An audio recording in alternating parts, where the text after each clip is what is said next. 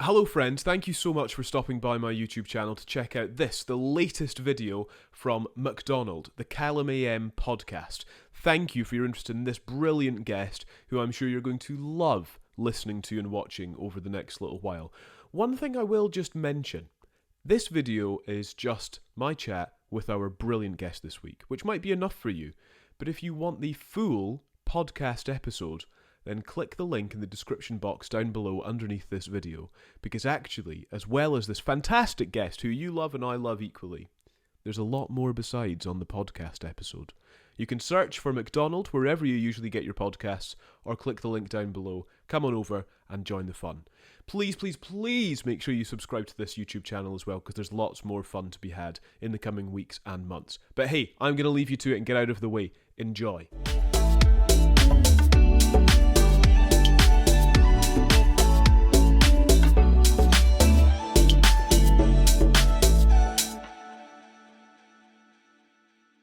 So, Chris, we started this episode with me describing that I am on a bit of an attempt, and I'm going to describe my attempt at fitness as my ambition to wobble less. Okay, I don't want to say lose weight, because I think that can be unhelpful. I don't want to describe it in kind of like going on a diet, because that sometimes has slightly weird connotations as well. So actually, my ambition is to get fitter, be happier, and genuinely is to wobble less. Mm-hmm. Do you think I'm framing my fitness campaign in a suitable way?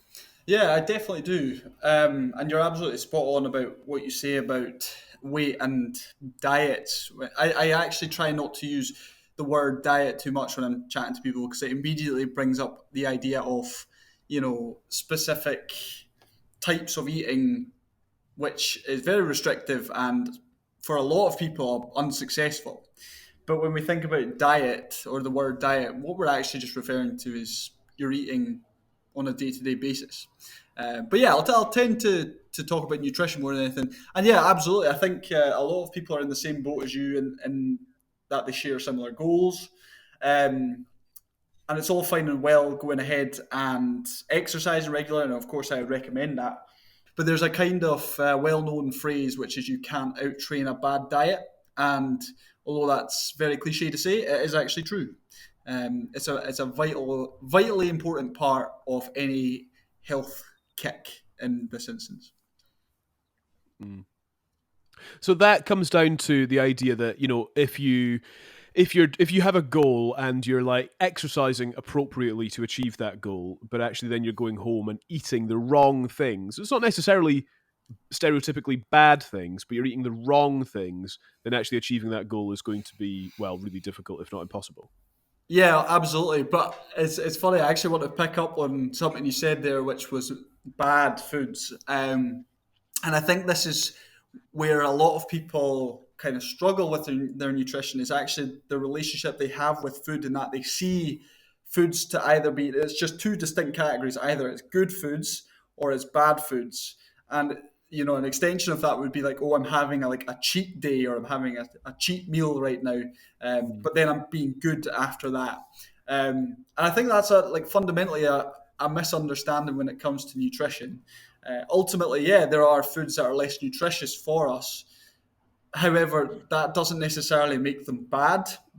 And I think when people have that outlook of, oh, I've been bad, as well, if they go kind of off track and eat a lot of this bad food, they end up just kind of spiraling, because they feel really guilty. They feel like a failure because they've not stuck to their diet, or they've not stuck to the good foods or the good meals that they had planned.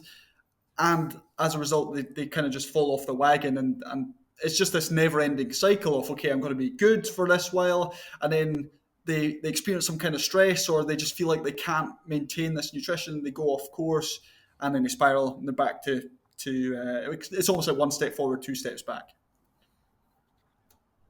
Yeah, that's really true. I think I can totally relate to that, absolutely. Where I kind of have I kind of slip into this like all or nothing approach. So I was joking earlier, but literally I can sit and eat a whole packet of biscuits without giving it a second thought. I can just plow my way through.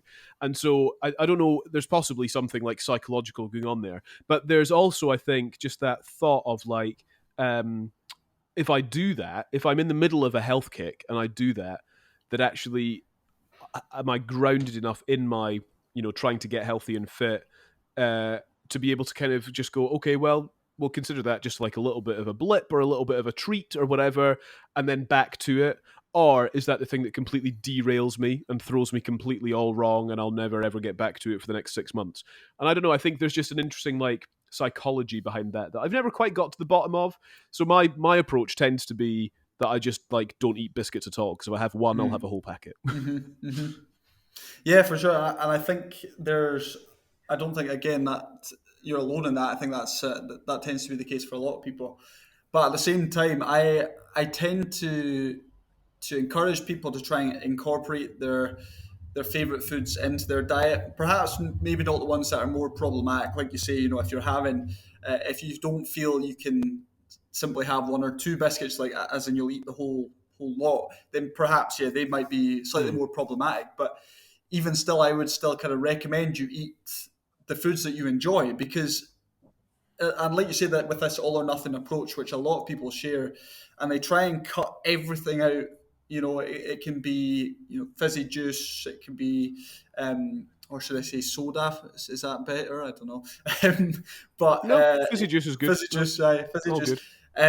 It could be chocolate. Obviously, it's a common one. Chocolate, sweets, pizza, junk food, whatever. Alcohol's another one. They just try and cut all of these things out at the same time, and fair enough for the first couple of weeks where they're being good and they're feeling like things are going well. They're keeping on top of their nutrition. They're motivated. They're really motivated, and that's probably what's carrying them through. They can cope, but then as time goes on and they're going longer and longer without these foods, their diet's just becoming boring. It's not something they look forward to. They just want to eat those foods once again and get the pleasure from enjoying those foods. And like I say, eventually they probably will go back to them and just think, okay, I'll just have a little bit. But because they've got this all or nothing approach, as soon as they do that, they feel like they failed, and they're like, oh, what does it matter now? I failed anyway. Let's just have a big blowout type thing. So, and you see that quite regularly. Yeah. So that's why I encourage a lot of people to, absolutely make some changes to your nutrition, but don't feel you need to rip it apart. Think about little small changes. And it's the same when it comes to physical training. When I work with my clients and I'm kind of educating them as I go, I'm very keen to ensure that we're just very gradually adding things each and every week. So, if they're doing strength training, we're just gradually adding more weight or adding more reps, just very small amounts each and every time. And that is what's getting them forward. They're taking steps forward each and every time. It's the same with your nutrition.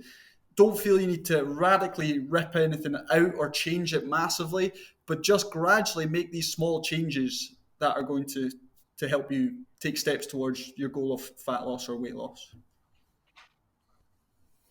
I think this is a really good time to have this chat as well, because I feel like a lot of people will have an eye on the summer when hopefully restrictions end and we're back to normal. And, in theory, we're kind of doing less lounging about and just staying at home, and actually we're a bit more out and about, and we kind of want to feel good and look good. And I wonder if those as ambitions, like feeling good, looking good, like, are they the things to focus on? What is the best way to set yourself up so that goals are achievable and attainable when it comes to nutrition and fitness? Yeah, that's another good question. What I would say with that is, firstly, it's not wrong to want those things, to want to look good, or want to improve yourself. I think often, maybe not often, but sometimes, you might hear it from people around you that say, oh, you don't need that, you're fine the way you are. But if you want to change something for your good, then by all means go for it. But I also think it's really important for you to dig right down and understand why it is you're doing these things and what will it actually give you that you don't currently have. So, in this instance, okay, you want to look good, but why? What do you want to look good for? Is it for your spouse? Is it for yourself? Is it to be more confident? Is it to have better self-esteem? Is there something deeper emotionally kind of driving that? And I think actually reflecting on that can really help, so that when you are having periods of low motivation, which everyone has, that's totally normal. You can kind of reflect back on it. This is what achieving my goal is going to give me, and hopefully that will spur you on to keep going even when things are getting tough and you feel like giving up. Yeah. Nice. I think I'm a comfort eater. I think when I've thought about this in the past, I think even subconsciously, I will start eating. And it's weird because I definitely go through phases. Like, you know this, everyone knows this. I go through phases of being super healthy and super like, no, I don't care.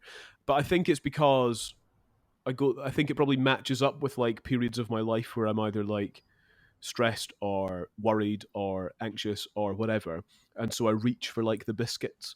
And it's kind of a weird circle because I kind of, as mentioned, like I kind of go all out and I'll eat like loads of rubbishy food and just plow through it all, and then I feel worse and it's not that great, and then in my brain I'm like, well, I know how much better I felt when I didn't do this. So like, why am I doing it? And it's like, it's kind of trying to break that, down the middle. It's really interesting you mention that, because I've actually had this question, or people tell me or ask about comfort eating a lot over particularly this lockdown. Like, as the name suggests, we go to food when we're feeling stressed or upset, or as a method of comfort. And there's no denying that eating our favourite foods is pleasurable, and it does give us that a certain degree of comfort and helps us to feel better. There's no doubt that's the case. So, like I say, I've had people ask me, what can I do to improve this or to stop this behaviour, because it's actually preventing me from making the progress that I want to make. So there's a couple of things I would say. Firstly, comfort eating, or the desire to comfort eat, is a normal response. I think there's a lot of guilt attached to comfort eating. And you reflected on that yourself, that once you have actually gone through an episode of comfort eating, you do feel a little bit more guilty, and it is that kind of never-ending cycle almost of feeling stressed, eating, guilt, and it's just that never-ending cycle. So I think the first thing to recognize, it is a normal response, and you should avoid being very negative towards yourself. And I think this is something we talked about a few episodes ago, that the impact of negative self-talk and the impact that can actually have on us.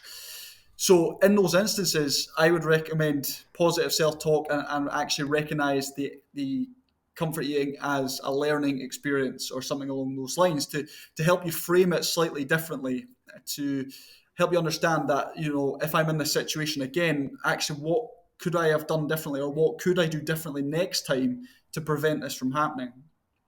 So that's the first thing I say. Other couple of things is reflect on previous episodes of comfort eating and look at what actually caused that. What was the trigger behind it? Did you have a tough day or a long day at work? Did you have to speak to that person that you really didn't want to speak to? Did you have something really difficult, some difficult event occur in the family or with your friends? Or what was it that actually triggered that in the first place? And once again, you can think about putting a plan into action, just writing a few things down that, if this happens again, this is what I'm going to do.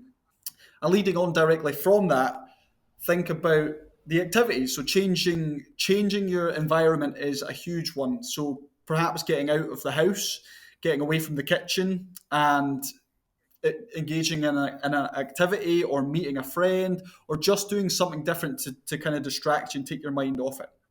The other thing I would say is, because as we reflected on, food, it does provide a degree of comfort.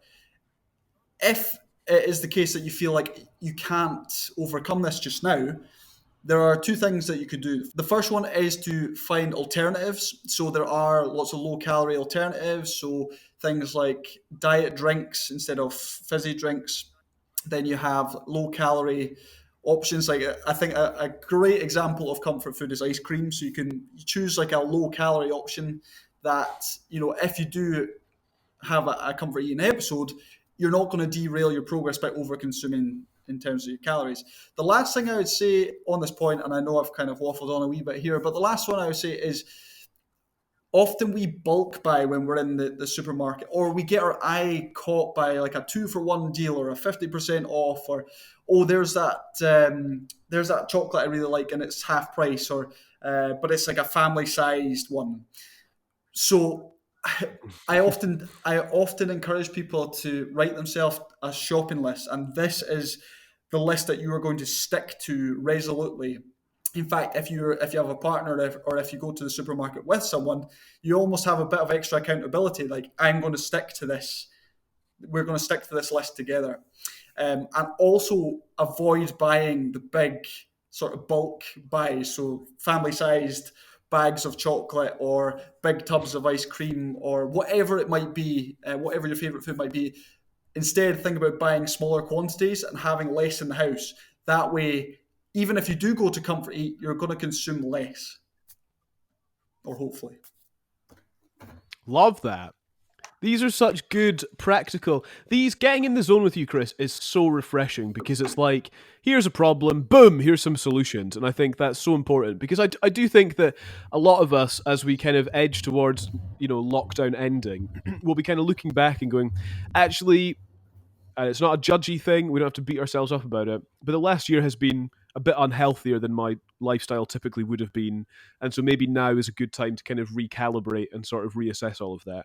And so I think if you're having that sort of conversation with yourself, arming yourself with these tips from Chris and this wisdom from Chris Stone, the well-being coach / PT, is vital. I think that's so important. Lovely to spend some time in the zone with you, pal. Why, thank you. That is very, very kind and a glowing review from you, so I appreciate that. Thank you so much. I hope you enjoyed that video. Please subscribe. Please give us a little thumbs up. Leave your comments down below as well. Let me know what you thought of this interview. Maybe tag in a friend who might enjoy it as well. We would love it if you could do that. Please, please, please subscribe to this YouTube channel as well. And if you'd like to experience the podcast as a whole, the entire episode, then make sure you click the link down below and come over and join us for the podcast as well. Thanks for sticking around. I really appreciate it. Speak to you soon.